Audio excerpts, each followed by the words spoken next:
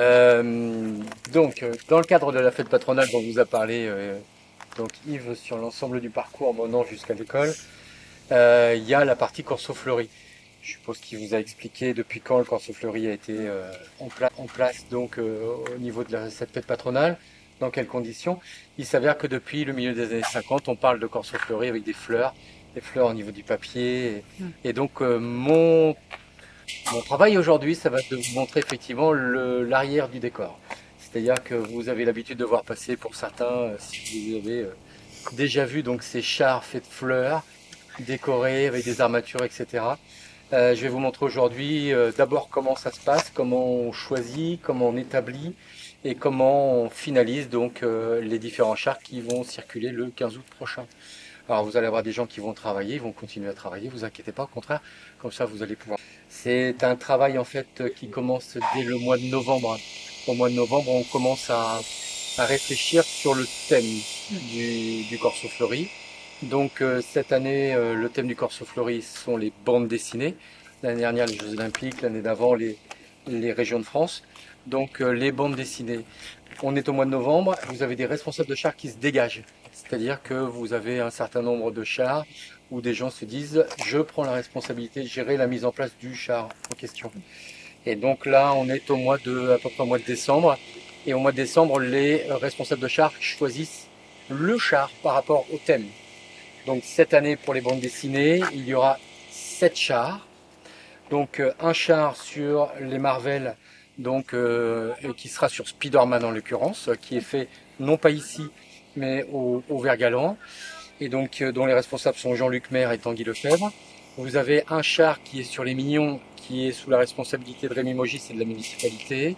Vous avez un char sur le Marsupilami, qui est sous la responsabilité d'un très jeune, 23 ans. Il a pris la responsabilité à 23 ans d'un char, donc Thomas Baffo. Et puis vous avez ensuite 4 chars qui sont pris en charge directement par l'équipe de Douteville en fait, et qui sont concentrés sur les aventures de Tintin. Tintin et les aventures de Tintin. Voilà. Donc vous allez pouvoir découvrir, parce que là c'est vraiment... D'habitude il n'y a personne qui rentre, mis à part les gens qui travaillent, parce qu'on essaie de garder le secret jusqu'au... Ou alors, pas de photos s'il vous plaît. Ou alors si vous les prenez, pas de diffusion sur les réseaux sociaux, parce qu'on essaye de garder le secret le plus longtemps possible.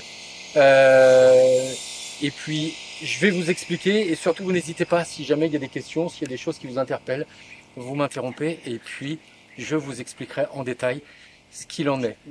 Je vais vous inviter à rentrer, parce que ça c'est le plus important, c'est le visu, et en vous précisant simplement que vous allez peut-être être étonné de l'avancée des chars ou de la non-avancée des chars.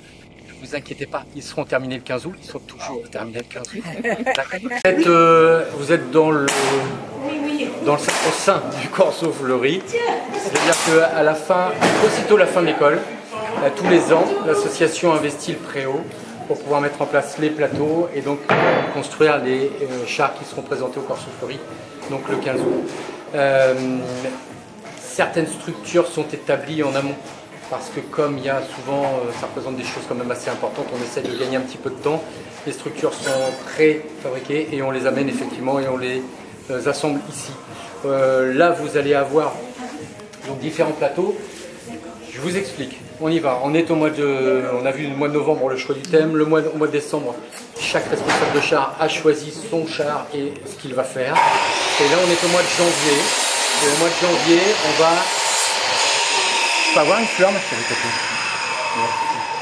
au mois de janvier, les responsables de char vont nous donner, en fonction de ce qu'ils voient à travers leur char, les couleurs du papier à commander.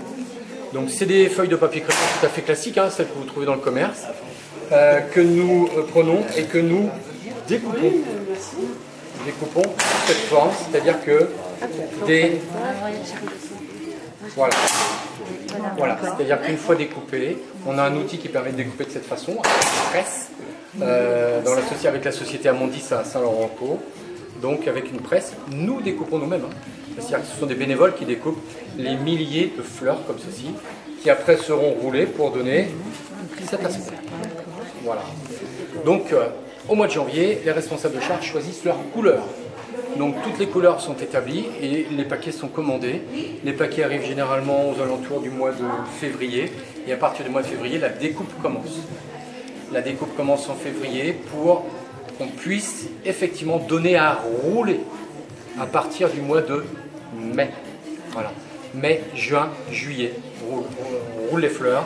Donc là, vous avez des centaines de personnes qui roulent des fleurs parce que y a beaucoup de gens qui ne sont pas ici mais qui restent chez eux et qui contribuent au Corso Fleury de chez eux. Voilà. Vous voyez, c'est du papier crépon tout à fait traditionnel. Il n'y a rien de spécifique. Après, c'est la découpe qui devient spécifique parce que la spécificité du Corso Fleury d'Hauteville, c'est ces fameuses petites fleurs à 3 pétales. Ça, vous les retrouverez nulle part. Voilà. 3 pétales. C'est pour ça que le Corso Fleury d'Hauteville est le plus beau de Seine-Maritime et de Normandie. Ça commence et on finalise au mois de juillet, puisqu'on adapte après les couleurs en fonction de l'évolution qu'on peut avoir fait sur ces chars. Donc le roulage de fleurs se termine généralement aux alentours de mi-juillet. Ne colle pas, que beaucoup de personnes collent mais ne roulent pas. Donc en fait c'est un enchaînement qui se fait de personnes sur différentes tâches qui permettent effectivement l'établissement.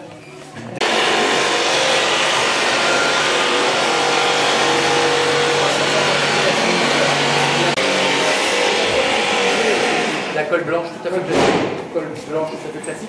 Après au niveau des structures, c'est déjà fait puisque c'est le bateau pour, si certains se souviennent, qui avait été utilisé il y a 15 ans pour 6 personnes. C'était le bateau du capitaine Crochet qu'on a réadapté. Sur le bateau du capitaine Crochet par exemple, il y avait 2 mâts, on a rajouté un 3. Et bien évidemment, chaque responsable de char établit son char. Donc ça, c'est-à-dire, je suis en train de parler de la carcasse. La carcasse, c'est-à-dire les professeurs tournesol pour aller chercher le trésor de Racamero. Voici le sous-marin. Voici le sous-marin. Vous avez des milliers de fleurs qui sont entubées les unes dans les autres. Alors, pour entuber les unes dans les autres comme ça, il faut qu'elles soient serrées. Or, on a une personne qui fabrique des fleurs en les serrant. Ce qui permet de faire ce type d'ouvrage qui permet de travailler beaucoup plus les formes. C'est toujours fait à la main. Alors tout est fait à la main, évidemment. Parce que sur cet aspect de fleurs, on nous a posé la question il n'y a pas très longtemps de savoir si c'était fait à la machine. Rien n'est fait à la machine, bien évidemment. Tout est fait à la main. Cette femme donc a la particularité de serrer ses fleurs, ce qui nous permet de faire des choses comme ceci, ou comme, je vais vous montrer plus tard tout à l'heure, quelque chose qui vient d'être terminé. Donc ça, le trésor de Racamero rouge, ça veut dire que vous avez des fleurs serrées, couchées. Alors, on va rentrer dans le vocabulaire du Corso Fleury. Vous pouvez avoir des fleurs couchées, des fleurs debout. Vous avez également des fleurs crantées. C'est-à-dire qu'on prend des ciseaux et on crante les fleurs. Et vous allez voir que sur la pyramide là-bas, on va avoir des fleurs coupées. On ne les crante pas, on les coupe carrément. Donc couchées, crantées, collées, coupées. Voilà. Le plateau il est vide. On récupère donc, on essaie de récupérer tous les ans le morceau de bois pour éviter les dépenses aussi. Et la trésorerie n'est pas loin, donc on a les consignes. Et puis après, bien évidemment, une fois que le plateau est arrivé, qu'on a activé, on fait des plans. Vous voyez, voilà le plan de ce que vous venez de voir. Avec les cotes et ensuite, ici par exemple, que nous ne sortons pas parce que le papier crépon et le papier. Ce type de structure, c'est-à-dire qu'on fait des structures en bois. On élabore donc de cette façon, on recouvre soit en grillage, soit en carton, selon les formes qu'on vous donnez, pour permettre de jouer avec les formes, sur des surfaces un peu plus comme par exemple le nid du marsupial que vous voyez là-bas. Thomas a utilisé du grillage, parce que là c'était beaucoup plus, voilà, c'était d'une forme beaucoup plus linéaire. Voilà. Et donc on retrouve nos différentes formes, vous voyez, fleurs crantées, par exemple, on les retrouve toujours. En fonction de ce qu'on souhaite faire. Et puis après, on est obligé à emboîter les fleurs les unes avec les autres pour donner un effet d'optique de vitre, de fenêtre. Là, on est sur le cigare des pharaons. Vous avez les fameuses fleurs coupées dont je vous ai parlé tout à l'heure. Donc on retrouve nos fleurs. Nous sommes à 3,80 pour sortir du prix. Donc la limite de toute façon ici est 3,80, sauf quand on réfléchit pour pouvoir adapter. Le bateau est à plus de 3,80. mais la partie supérieure du mât est démontable. Donc c'est-à-dire qu'on va démonter pour pouvoir sortir, on va la remonter pour pouvoir circuler les fils. Voilà. Donc on essaie de s'adapter. Pour ceux qui ont vu le Corso Fleuri l'an dernier, le char Fleuri en fleurs naturelles avait 2 grandes tours Eiffel. Les 2 grandes tours Eiffel avaient la partie supérieure qui se démontait. Donc c'est-à-dire que Steve, qui était le responsable du char, est sorti en démontant ces tours Eiffel, en les remontant juste pour le jour du défilé. Donc il y a des techniques comme ça qui se font. Globalement pour faire un char, faire un plateau, le mois de juillet, tous les soirs et tous les week-ends. Vous avez quoi d'enfants qui font les fleurs? Musique et d'animation. Ça rentre aussi dans le cadre de la fête du Corso Fleuri. Particularité cette année, il y en aura 3 qui resteront le soir. Généralement le soir c'est un défilé simplement des chars. Voilà, le soir il y aura effectivement en plus des troupes. Et puis il y aura aussi une particularité, une petite surprise à la fin. Ils sont différentes, c'est-à-dire qu'ils vont être faits pour justement être très particuliers. Pour faire, vous voyez, pour faire ici Milou. Là on a Milou, alors forcément là comme ça on se dit ouais, oui, mais voilà, ça donne ça.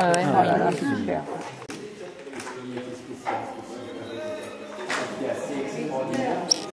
Pour ceux qui connaissent Tintin, pour ceux qui ont des connaissances pour Tintin, ici vous allez me dire une montagne. Pourquoi une montagne? Parce que à travers cette montagne, il a fallu, donc c'est pareil, c'est le plan, il faut le mettre en place avant. Donc la montagne, il va y avoir une partie enneigée pour Tintin au Tibet.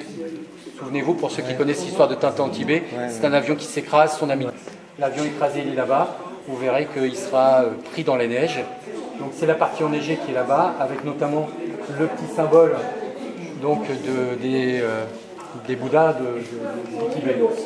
Sur cette partie-là, on aura une partie non enneigée, et là, on est sur le temple du soleil.